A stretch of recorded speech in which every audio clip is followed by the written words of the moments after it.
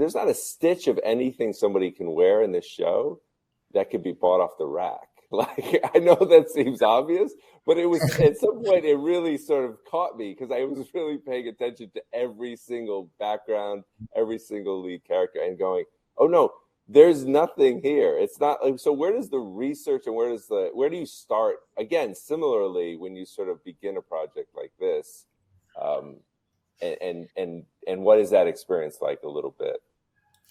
I mean, I think the prospect of doing costumes for a show this size, when there's so many episodes, so many hours of product to make, it's both overwhelming, terrifying, and so thrilling. But I knew as soon as I met with Tony that it was going to be, as Luke was saying, a different type of Star Wars. You know, he had such a detailed, cool, complex approach to writing his characters. There was nothing two-dimensional about these people. They were all kind of messed up, searching for things, having these elaborate double lives. Everyone was in disguise and stuff. So it was such a fascinating kind of project to approach. And then you have, of course, the 45 years of Star Wars history that has come before you, and the incredible work of all costume designers that have contributed to this now wonderful language of a pre-established Star Wars costume sort of vocabulary.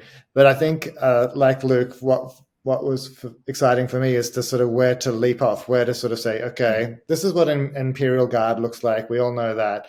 Let's pop that there as a placeholder for like, this is putting the audience squarely in a Star Wars world.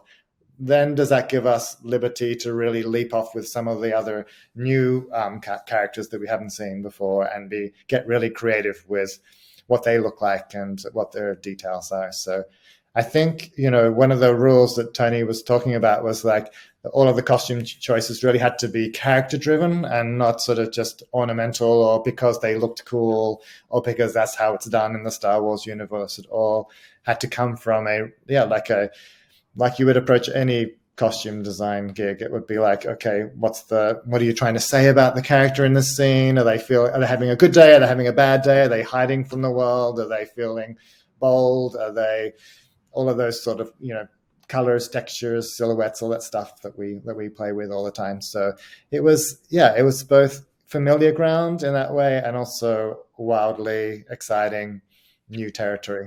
In these universes that you guys build across the world, it's this kind of, you know, old and new world. You know, you've got weird televisions that look like they're from the 80s, but you also have incredible technology allows you to go to light speed and all these kind of things. And I kept thinking, as a costume designer, you have a chance to actually reinvent something that has existed for years and years and years. And I went, oh, you basically reinvented the tie. And just tell me a little bit about this. Is there anything else as a designer that you also want to reinvent?